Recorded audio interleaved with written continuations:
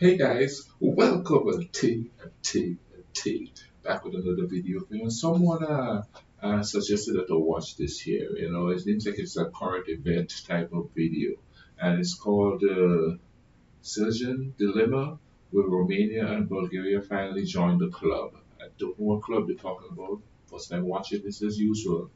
Hope you guys are having a great day. Let's YouTube and simmer and see what club they should join.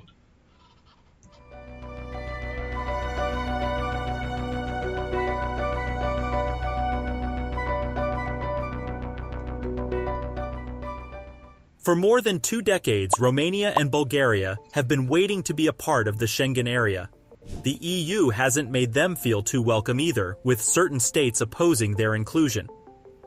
In today's video, we'll be covering how Romania and Bulgaria have tried to gain EU's trust for years, the potential benefits of the two joining the Schengen Area, and how even then, it might be a double-edged sword.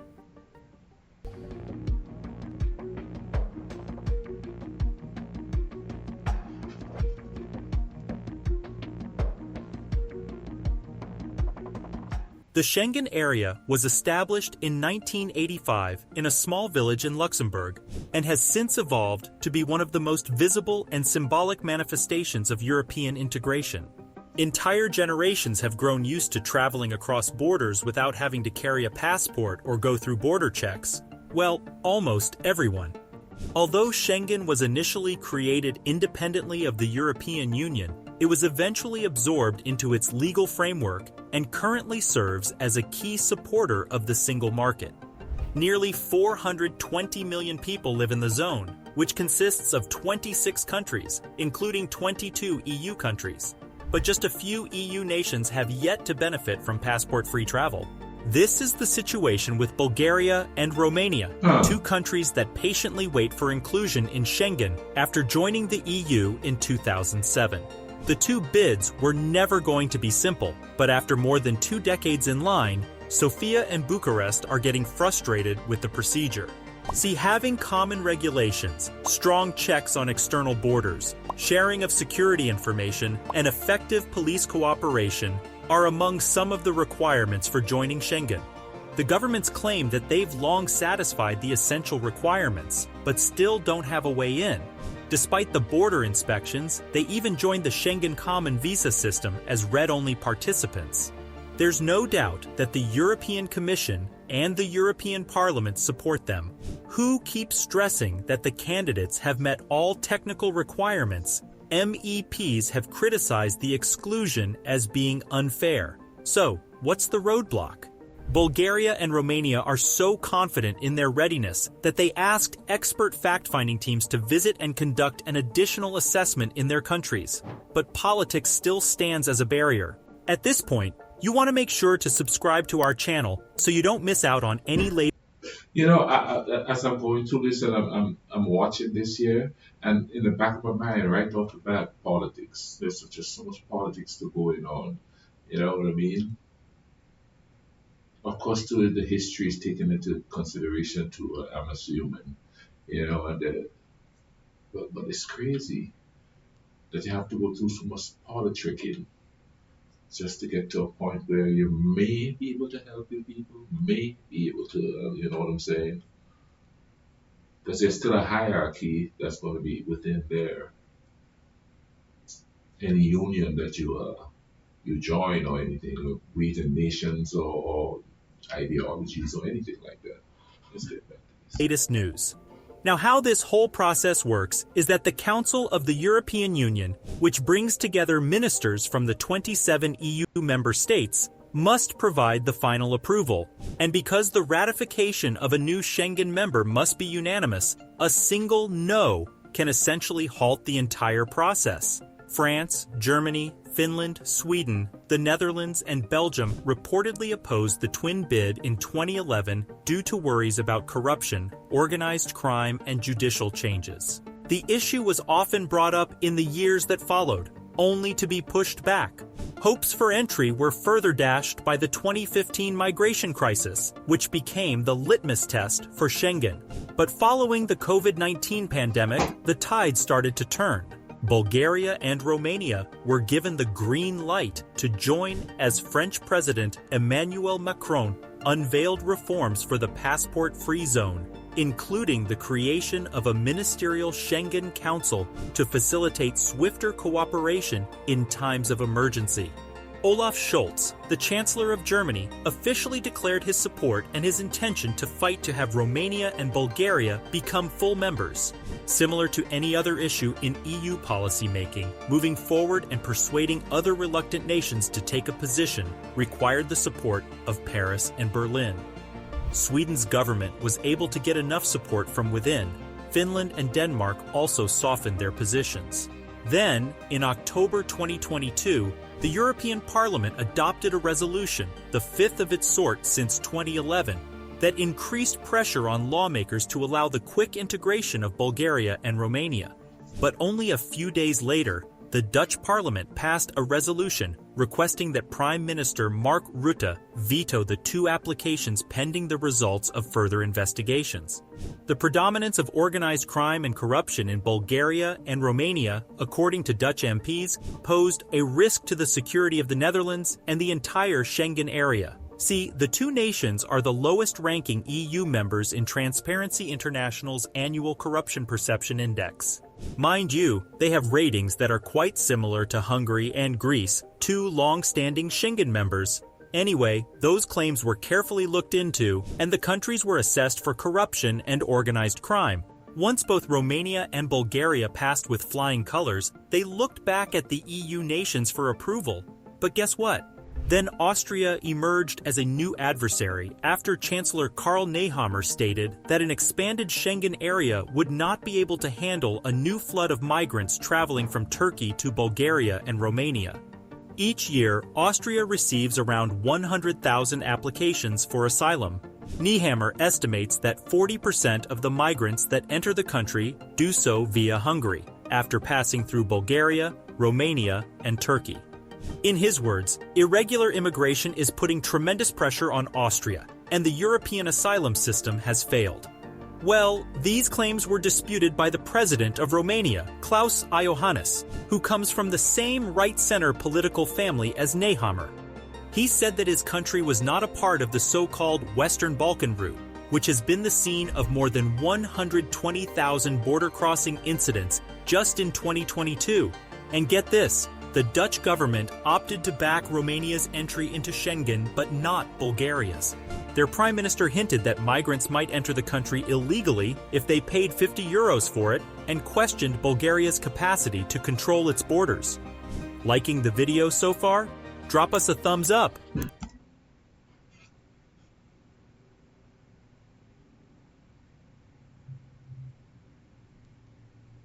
Immigration thing is crazy, isn't it?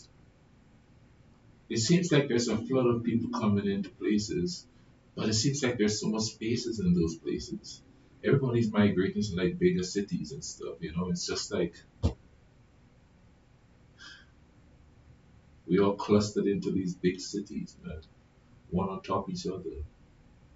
At some point, there's going to be bullies. It's going to burst. Mentally speaking, it's just like packed in there like sardines, man.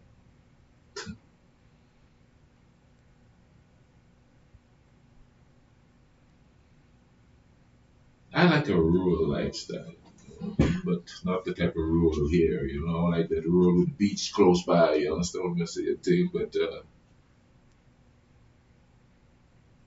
all that politics just to get to a certain point. And everybody's got their own reason for saying no or yes or something like that. You know, it's always a lot of haggling going on as far as I would think when you think about politics and stuff. But as I was watching this, I was thinking about how much on this side of the world, we don't really know what's going on over there. Like, I didn't know anything about this and the Shenzhen, whatever they call it there, with the passport-free zone and stuff like that. I didn't know that existed. And now I do. And we don't even know that over here. And I guarantee you, if I was to go to work tomorrow and mention this to anybody in there, they wouldn't know what I'm talking about. Comment down below, let me know more about this and thing, you know. I know that they have been trying to get into the European Union for a while and thing. I don't know if it's good or bad or what it is. I don't understand that recent events and stuff like that that's happening. Let's keep going here. In a non-binding resolution passed on June 12, 2023, the European Parliament urged Austria to stop preventing the entry of Bulgaria and Romania into the Schengen region, citing serious negative consequences for the citizens of those two nations. The non-binding resolution also urged the European Commission to investigate potential future actions before the EU court and if the Austrian veto violates EU treaties. The two nations are now being urged to join the Schengen Area by the end of 2023 by the European Parliament, backed by the European Commission. Now let's look at how this will benefit the two countries.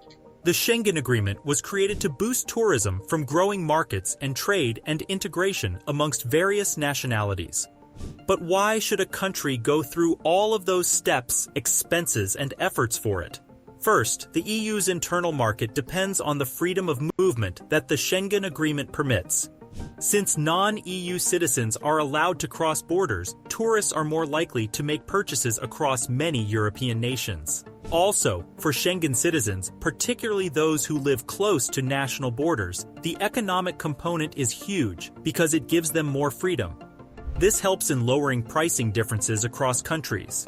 Overall, Schengen helps to strengthen the free market in Europe by fostering international competition and elevating supply and demand as the sole determinant of pricing.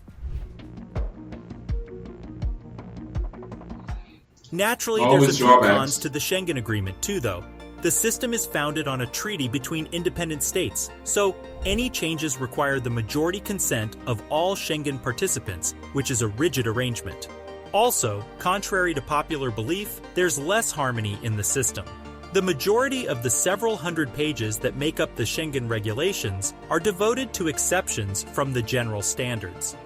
The regulations are less standardized and more complex than they initially appear because of these exemptions. In the event of a specific threat to national security, like a terrorist attack or an outbreak of avian flu, member states are allowed to temporarily suspend the Schengen regulations and reintroduce border controls. From a government's perspective, this is advantageous, but often employing these exemptions could cause confusion and anxiety for travelers. Then, controlling transnational crime, drug smuggling, human trafficking, and unauthorized immigration is a huge undertaking. The criminal laws vary, even inside the Schengen region. Border controls are no longer in place in the region, making it more challenging to catch foreign drug traffickers who might try to take advantage of countries' laxer drug regulations. Let's not forget that a chain's strength is determined by its weakest link. Schengen is only as strong as its weakest member, so you're essentially signing up to let anyone freely enter the country if there's even just one corrupt or careless immigration officer. Now, according to the resolution passed in June 2023, Austria's veto has ignited an anti-European sentiment, seriously harmed the economies of Romania and Bulgaria, and also played a role in harming the environment because of the pollution at borders where millions of cars queue up for hours to be checked. It also claims that citizens of Bulgaria and Romania are subjected to discrimination because they not only bear higher prices, but also face longer wait times and more bureaucratic hassles when they travel or conduct business abroad in comparison to those from other Schengen countries. The document highlights the irreparable damages to the environment that go against the objectives of the European Union's climate neutrality, in addition to the harm done to the EU single market by impeding the free flow of goods between all European member states. So, which side are you on? Let us know in the comments below if you think this. Wow, the whole thing just seems so complicated. So complicated. And somehow to a certain degree, there's some synergy going on and thing that's kind of nice. We always come up with these great concepts, and then somebody have to come around. And I'm not saying this European Union and Schengen and stuff is a good concept. I'm just saying in general, mankind comes up with some decent concepts that get ripped apart. And it's kind of sad because a lot of the time it gets ripped apart by somebody who is see something advantageous in going up against it more so than whether or not it's going to work or not. You know what I mean? If you say peace and love, well, human, yeah, that's not in the human nature to do that, so to justify being silly all the time, you understand? Just some people are like that. But, I guess that's the way it is. But comment down below and let me know what you think. I'm going to leave a little video on here that I reacted to on Romania. I was thinking of one that I was going to put up there, but you'll see it when it comes up there. In the meantime, man, y'all take care of each other, alright? Cool runnings.